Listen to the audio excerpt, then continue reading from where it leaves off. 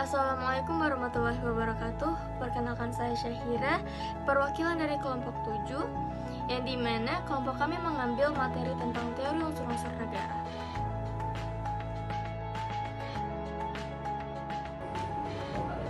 Dalam proses pembentukan suatu negara, terdapat beberapa unsur yang harus dipenuhi agar apa yang sedang dibangun tersebut layak disebut sebagai sebuah negara.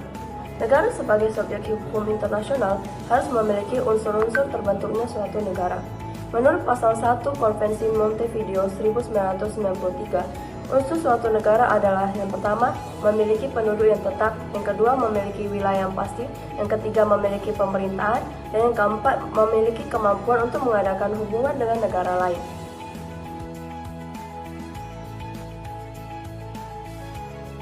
Unsur-unsur terbentuknya suatu negara. Yang pertama adalah rakyat atau penduduk.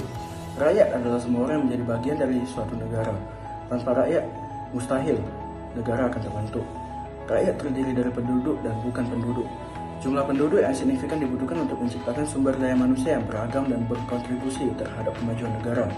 Selain itu, diperlukan perasaan solidaritas dan identitas bersama yang kuat di antara penduduk untuk mendukung eksistensi negara.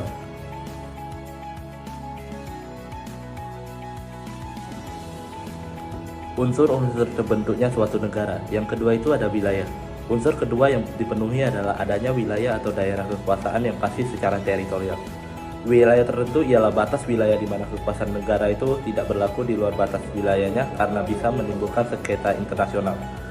Walaupun sebagai pengecualian dikenal apa yang disebut daerah ekstrateritorial, yang artinya kekuasaan negara bisa berlaku di luar daerah kekuasaannya. Sebagai pengecualian, misalnya di tempat kediaman kedutaan asing berlaku kekuasaan negara asing itu.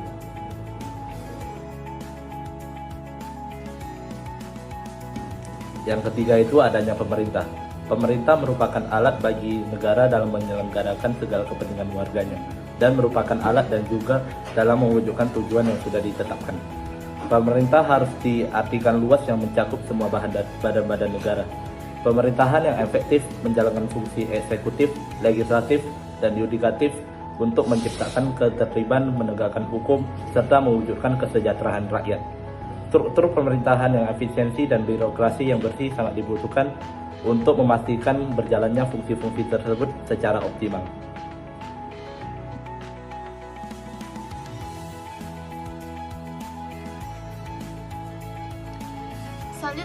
Selanjutnya ada unsur-unsur terbentuknya negara. Yang keempat adalah kemampuan untuk mengadakan hubungan dengan negara lain. Kemampuan untuk mengadakan hubungan hukum internasional dengan negara lain tidak dapat diamati secara langsung karena bersifat subjektif dan situasional. Kemampuan untuk mengadakan hubungan hukum internasional ini memerlukan proses yang panjang melalui adanya pengakuan negara-negara lain terhadap keberadaan atau eksistensi negara bersangkutan. Dengan demikian, adanya pengakuan masyarakat internasional mengandung nilai hukum yang melandasi eksistensi suatu negara baik secara de facto dan de jure.